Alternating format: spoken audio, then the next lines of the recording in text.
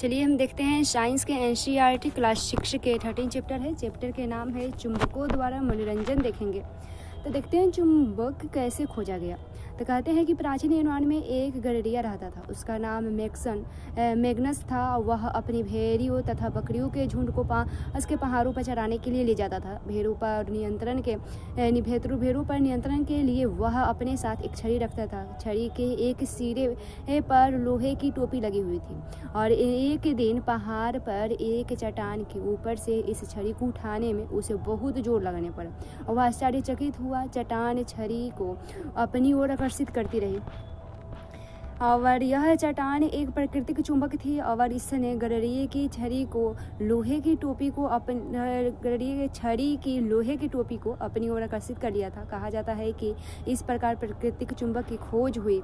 असंभवतः उस गडरिये के नाम पर उस पत्थर को मैग्नाइट नाम दिया गया। मैग्नाइट में लोहा होता है। कुछ लोग का विश्वास है कि यह मैग्नाइट मैग्नीशिया नामक पदार्थ पर सबसे पहले पाया गया था। जिन पदार्थों में लोहे को आकर्षित करने का गुण पाया जाता है वे चुंबक कहलाते हैं। लोग अब तक यह जान चुके थे कि कुछ चट्टानों में लोहे के टुकड़ों को आकर्षित करने का गुण होता है। उन्होंने यह भी पाया कि चट्टानों के इन छोटे छोटे टुकड़ों में कुछ विशेष गुण होते हैं। प्राकृतिक रूप से मिलने वाले इन पदार्थों को उन्होंने चुंबक कहा। तत्पश्चात लोहे के टुकड़े से चुंबक बनने की विधि का आविष्कार हुआ। उन्हें कृत्रिम चुंबक कहते हैं। आजकल विभिन्न प्रकृतियों में कृत्रिम चुंबक बनाए जाते हैं। उदाहरण के लिए छड़ चुंबक, नाल चुंबक, बेलनाकार अथवा गोलाकार चुंबक। ये दिया गया है विभिन्न प्रकार के चुंबक है, तस्वीर है। फिर हम कुछ क्रियाकलाप के हिसाब से अगर समझे तो प्लास्टिक अथवा कागज का एक प्याला लीजिए। इसे एक स्टेप पर शिकंजे की सहायता से कस दीजिए और जैसा कि चित्र में यहाँ दर्शाया गया है। प्याले के अंदर एक चुंबक रखिए तथा उसे कागज से ढक दीजिए जिससे कि चुंबक दिखाई न दे। लोहे के बने एक क्लिप को उस एक धागे से बांधिए। धागे के दूसरे सिरे को स्टेप के आधार के साथ बांध दीजिए और ध्यान रखें धागे की लंबाई को पर्याप्त छोटा रखना। यहाँ एक युक्ति है। क्लिप को प्याले के आधार के समीप लाइए। क्लिप बिना किसी सहारे के एक पतंग की भांति हवा में रुकता रहता है। फिर हम देखें चुंबकीय तथा अचुंबकीय पदार्थ क्या है। तो हम इसे क्रियाकलाप के हिसाब से समझें तो आइए मैग्नस की भांति भ्रमण करें। इस बार हम केवल चुंबक तथा लोहे की स्थितियों को बदल देंगे। अब गडरिये के छड़ी के सिरे पर एक चुंबक होगा। हम किसी हॉकी स्टिक, एक भ्रमण छड़ी या क्रिकेट के विकेट के साथ एक छोटे से चुंबक को टेप या गोंद की सहायता से चिपका सकते हैं। आइए अब हम विद्यालय के खेल के मैदान में मैग्नस भ्रमण पर चले और हमारी मैग्नस छड़ी विद्यालय के मैदान से क्या क्या वस्तु उठाती है, कक्षा के कमरे से किन वस्तुओं को उठाती है देखते हैं। तो अपने पास पड़ोसी के दैनिक जीवन में काम आने वाली विभिन्न वस्तुओं को एकत्रित कीजिए। मैग्नस छड़ी से इसकी जांच कीजिए। आप एक चुंबक भी ले सकते हैं। इन वस्तुओं को चुंबक से छुए और देखें कि कौन कौन से वस्तुएं इससे चिपकती हैं। अपनी नोटबुक में सारणी भी बना सकते हैं हम। अब उन पदार्थों की हम सूची बनाएंगे जिससे वस्तुएं बनी हुई है। क्या कोई ऐसा सर्वनिष्ठ पदार्थ है जो चुंबक द्वारा आकर्षित होने वाली सभी वस्तुओं में विद्यमान है। तो हम यह समझते हैं कि चुंबक कुछ पदार्थों को आकर्षित करता है जबकि कुछ पदार्थ चुंबक की ओर आकर्षित नहीं होते। जो पदार्थ चुंबक की ओर आकर्षित नहीं होते वे चुंबकीय पदार्थ कहलाते हैं, जैसा लोहा, निकेल एवं कोबाल्ट। जो पदार्थ चुंबक की ओर आकर्षित नहीं होते वे अचुंबकीय पदार्थ कहलाते हैं।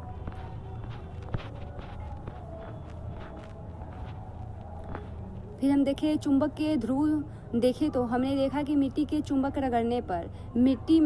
रगड़ने पर लोहे के कण यानी उपस्थिति है उसमें लोहे के कण चुंबक से चिपकते हैं।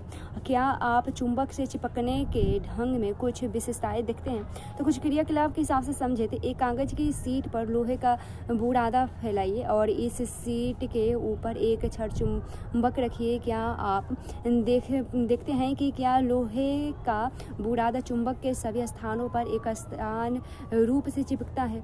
क्या आप चुंबक के किसी भाग में किसी अन्य भाग से अधिक लोहे का बुरादा चिपका हुआ दिखते हैं। चिपके हुए लोहे के बुरादे को हटाइए तथा इन क्रियाकलापों को दोहराइए। क्या आप चुंबक के विभिन्न भागों में आकर्षित हुए लोहे के बुरादे के तरीके से कई परिवर्तन देखते हैं।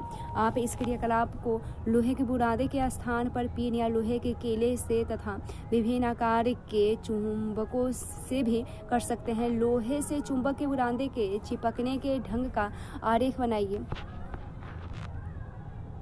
हमने ज्ञात किया कि अधिकतर लोहे का बुरादा छड़ चुंबक के दोनों सिरों के पास चिपकता है। चुंबक के ध्रुव इन सिरों के नजदीक होते हैं। कक्षा के विभिन्न आकृति के चुंबकों को लाने का प्रयास हम कर सकते हैं। फिर हम देखें दिशाएं ज्ञात करना। तो प्राचीन समय से ही लोग चुंबकों के बारे में जानते थे। चुंबक के बहुत से गुण भी उन्हें ज्ञात था। आपने चुंबकों के उपयोग के बारे में अनेक रोचक कहानी अवश्य सुनी होगी। ऐसी ही एक कहानी चीन के एक सम्राट के बारे में है जिसका नाम हुआंग टी था। और कहा जाता है कि उसके पास एक ऐसा रथ था जिसमें एक महिला की मूर्ति थी। मूर्ति किसी भी दिशा में घूम सकती थी और की एक फैली हुई भुजा भी जैसे कि यह रास्ता दिखला रही थी। मूर्ति के एक अनोखा गुण था और मूर्ति ऐसी स्थिति में आकर रुकती कि उसकी फैली हुई भुजा सदैव दक्षिण की ओर संकेत करती थी। सम्राट जब भी इस रथ से किसी नए स्थान पर जाता तो मूर्ति की फैली हुई भुजा को देखकर दिशा ज्ञात कर लिया जाता था। यह है मूर्ति।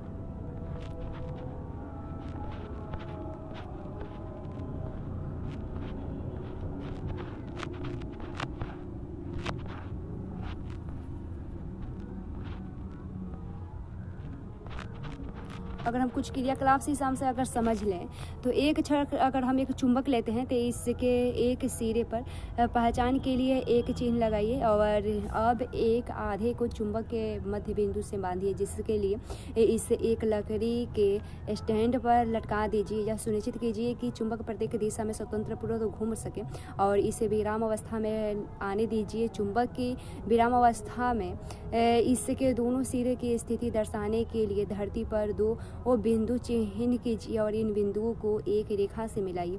यह रेखा उस दिशा को दर्शाती है जिस दिशा में चुंबक अपनी विराम अवस्था की स्थिति में आकर रुकता है। यह चुंबक के एक सिरे को आराम से धक्का देकर घुमाइए तथा इसे विराम अवस्था में आने दीजिए। विराम अवस्था में इसके सिरे की स्थिति को दोबारा चिन्हित कीजिए। क्या अब चुंबक के एक विभिन्न दिशा दर्शाते हैं? चुंबक को एक दूसरी दिशा में घुमाइए तथा इसके विराम में आने की अंतिम दिशा को नोट कीजिए। क्या आपने देखा कि विराम अवस्था के चुंबक सदैव एक ही दिशा में रुकता है? क्या अब आप सम्राट के रथ की मूर्ति के इस रहस्य का अनुमान लगा सकते हैं? इस क्रियाकलाप को चुंबक के स्थान पर लोहे की छड़ और प्लास्टिक अथवा लकड़ी के स्केल से दोहराइए और इस क्रियाकलाप के लिए हल्की वस्तुओं का उपयोग मत कीजिए तथा जहाँ तीव्र वायु चल रही हो वहाँ से भी बचिए। और क्या अन्य पदार्थ भी सदैव एक ही दिशा में विराम अवस्था में आते हैं? हमने देखा कि स्वतंत्र लटका हुआ चुंबक सदैव एक निश्चित दिशा में विराम में आता है जो उत्तर दक्षिण होती है और उत्तर से दक्षिण होती है। यहाँ आप यह प्रयोग कर रहे हैं कि वहाँ प्राप्त उगते हुए सूरज की दिशा का उपयोग कर पूर्व दिशा के अनुमान कीजिए और यदि आप एक चेहरा पूर्व की ओर है तो आपके बाईं ओर उत्तर होगा। और दिशा निर्धारित करने के लिए सूर्य का उपयोग एकदम ठीक नहीं हो सकता, परंतु यह विधि आपके द्वारा खींची गई रेखा पर उत्तर से दक्षिण दिशा अंकित करने में सहायक सिद्ध हो सकती है। इसका उपयोग करके आप यह बता सकते हैं कि चुंबक का कौन सा सिरा उत्तर तथा कौन सा दक्षिण दिशा की इंगित करता है और उत्तर की ओर निर्देश करने वाले सिरे को चुंबक का उत्तरमुखी सिरा अथवा उत्तरी ध्रुव कहते हैं और दूसरा सिरा दक्षिणमुखी अथवा दक्षिणी ध्रुव कहा जाता है। और सभी चुंबकों के दो ध्रुव होते हैं चाहे उनका आकार कैसा भी हो। सामान्यतः चुंबकों पर उत्तर एन तथा दक्षिण में एस ध्रुवों की अंकित किया जाता है। चुंबक का यह गुण सदैव हमारे लिए अत्यंत उपयोगी है। शताब्दियों तक यात्री चुंबक के इस गुण का उपयोग दिशा निर्धारण के लिए करते रहे और यह कहा जाता है कि प्राचीन काल में यात्री एक प्राकृतिक चुंबक अपने साथ ले जाते थे, जिसे धागे से लटकाकर और दिशा निर्धारण करते थे। तत्पश्चात चुंबकों के इस गुण पर आधारित एक युक्ति विकसित हुई, यह कंपास के नाम से जानी जाती है। कंपास सामान्यतः कांच के ढक्कन वाली एक छोटी डिब्बी होती है। एक चुंबकीय सुई डिब्बे के अंदर एक धुरी पर लगी होती है जो स्वतंत्रता पूर्वक घूमती है। कंपास के एक डायल भी होता है जिस पर दिशाएं अंकित होती हैं। कंपास को उस स्थान पर रखते हैं जहां हमें दिशा निर्धारण करना होता है और इसकी सुई विराम अवस्था में उत्तर से दक्षिण दिशा को निर्देश करती है। कंपास को तब तक घुमाते हैं जब तक कि डायल पर अंकित उत्तर से दक्षिण चिन्ह सुई के दोनों सिरों पर न आ जाए। और चुंबकीय सुई के उत्तरी ध्रुव की पहचान के लिए सामान्यतः इससे भिन्न रंग के पेंट किया जाता है। यह है कंपास। फिर देखते हैं हम अपना चुंबक स्वयं बना सकते हैं।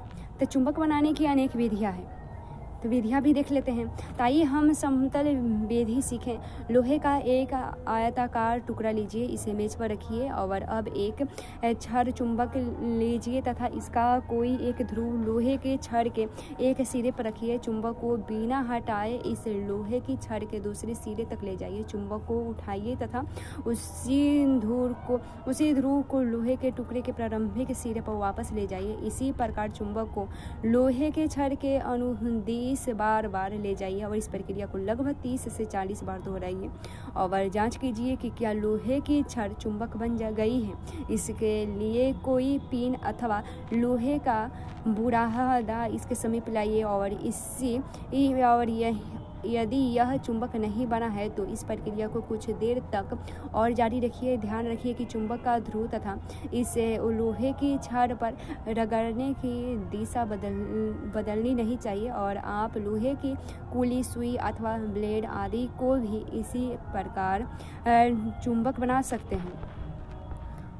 अब आप जान गए हैं कि चुंबक कैसे बनते हैं।